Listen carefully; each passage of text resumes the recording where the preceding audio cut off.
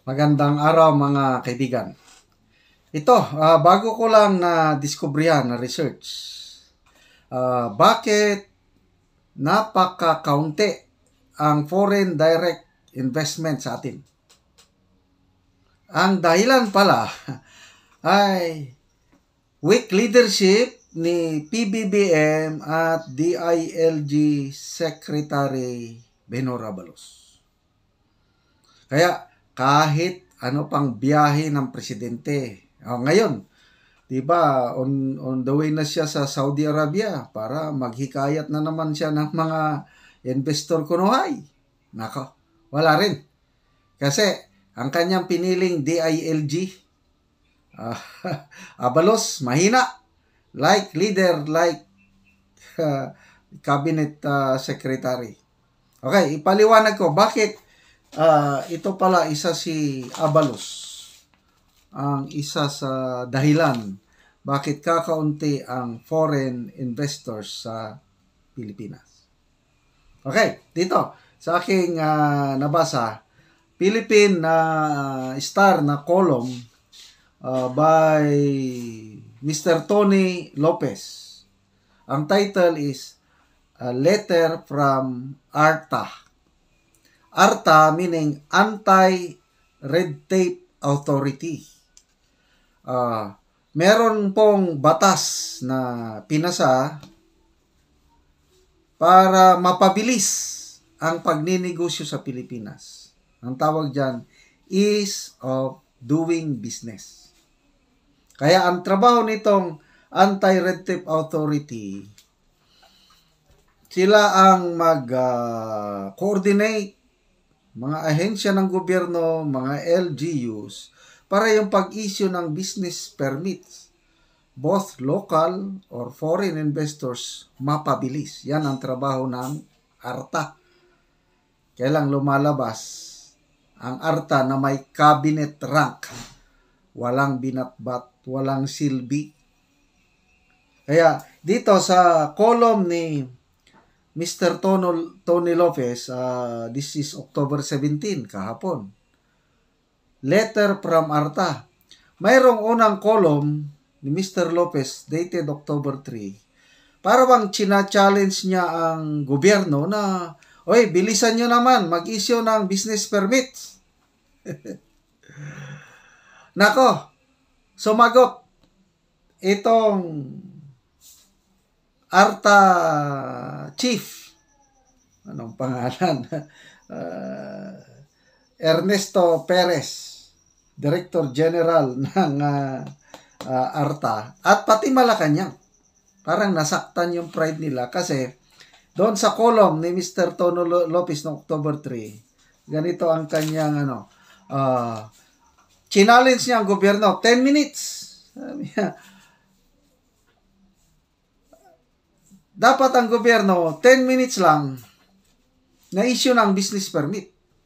Kasi, isinite ni Mr. Tony Lopez ang mga global standard. New Zealand, Canada, Singapore. Okay, dito na lang tayo sa Singapore dahil kapit bansa natin eh. Napakaliit na bansa ang Singapore. Bata pa as a nation, 1967 ata na founded. Tayo, 100 years old na tayo eh. Naunahan tayo ng Singapore. Bakit?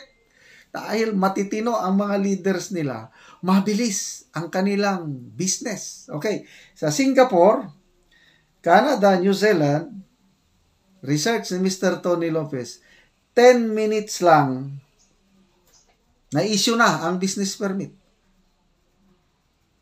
No wonder, dito sa ASEAN nations, yung 6 original members ng ASEAN, Singapore po ang pinakamalaki ng foreign direct investment. For year 2022, $140.8 billion ang kanilang foreign direct investments. Samantala ang Pilipinas, kulilat, number 6 tayo. Ano lang tayo, 9.4 billion US dollars ang investment sa Pilipinas noong 2022 at this year 2023 bumababa pa according to data ng Central Bank. So, bakit? Mababa. Kakaunti ang foreign investors. Kaya sayang-sayang lang yung gastos ng ating presidente sa pagliliwaliw. Pang 16th foreign trip niya na ito, 16 months pa lang siya sa Office of the President, naka 17 na biyahe siya. So, more than 1 trip per month. Ganyan po. I don't know, anong tawag? Kaliwaliw. Pasyando. Marunong mamasyal. Okay lang kung pasyal siya ng pasyal, ginagastos ang pera ng taong bayan. Kung maraming investor, kagaya ng Singapore ba, $140 billion. Wow! Maraming trabaho niyan. So, ano ang dahilan? Ito ang dahilan. Okay. Meron tayong batas na naipasa. RA 11032. Itong batas na ito, nag-mandate sa mga local government units na mag-establish o mag-implement ng EBOS. Ano yung EBOS? Electronic One-Stop Shop for Business Permits. Kaya kahit online, samantala ako yung negosyante, hindi na ako magpunta sa City Hall. Online na lang, mag-submit ako ng requirements, everything, pwede na, right? Electronic. At doon nga sa Singapore, Canada, New Zealand, online, 10 minutes, may business permit ka na.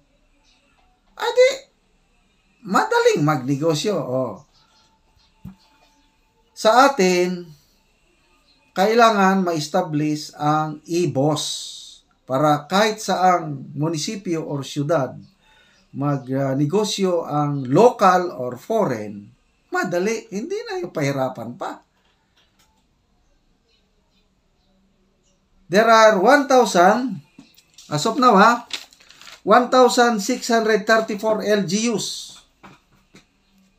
Ilan na ang may EBOS na ang mga negosyante online na lang mag-apply? Nako, 518 LGUs ang nakakomply pa lang. So, ilan yan? Mga less than 30%. Ang baba. Ang nabanggit dito ni Mr. Tony Lopez, Navotas, Valenzuela, Marikina City, yan meron na. EBOS na, electronic application. Kaya lang, it will take 20 to 30 minutes bago ma-approve ang business permit. Mabagal pa rin. So, ano po ang rason? Bakit kakaunti ang mga LGUs natin na naka-establish ng one-stop shop electronic processing center sa mga business permits? Ang dahilan po, maraming LGUs natin na limited ang access nila sa stable internet connection. Kasi, pag-apply ka nito, example, yung pinupunta namin sa Talakag or Lantaban, mga municipalities, ang hina ng internet doon. Problema ako pag punta ko doon sa Talandig 10 City, hindi ako maka-upload. Hindi ako maka-search o research ng aking topic. So, umaalis ako doon sa Talandig Tribal Village. Magbiyahe pa ako ng 30 kilometers away. Punta ako sa Army Detachment na meron silang Starlink satellite. That's the only time na maka-internet access ako. So yun, napakababa ang ating internet connection na maalala ko ang ating Pangulo nung kanyang SONA. Nako, Nagmayabang siya. Sabi niya, bumilis na po ang ating internet speed. Meron siyang binanggit nga, noon, last year, number 54 tayo. Ngayon, tumaas na tayo, number, so, yun ang pinagmamayabang ng Pangulo na sa 50s pa rin tayo.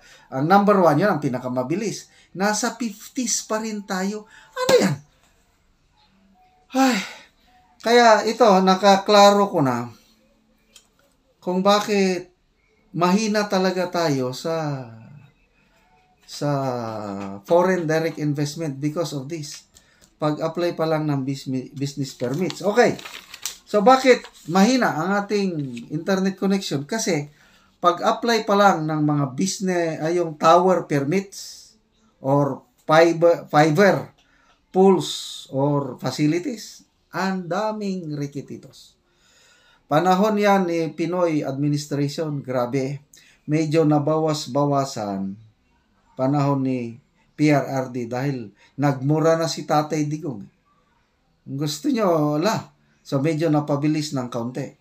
I don't know ngayon. Ano sa tingin nyo? Mula nung umupo si PBBM, may naramdaman na ba kayo na pagbilis ng internet connection or speed? I don't know kung dito sa syudad, nasa syudad na ako. May nagbabayad na ako ng mahal, 1,500 ang aking monthly subscription sa aking fiber connection. Nako, kung minsan pawala-wala ang signal. Napakahina. Syudad na ito.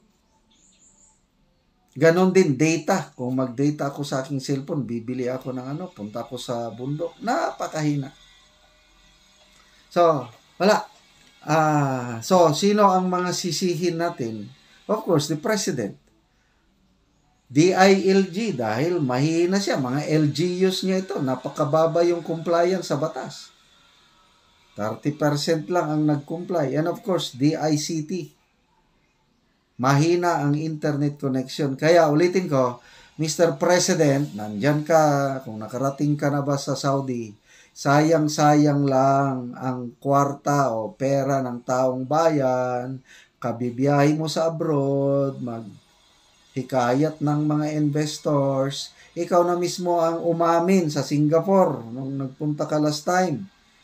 10th Asian Summit, sabi mo, there is a problem on ease of doing business in the Philippines na inaayos. O yun, ayusin nyo muna.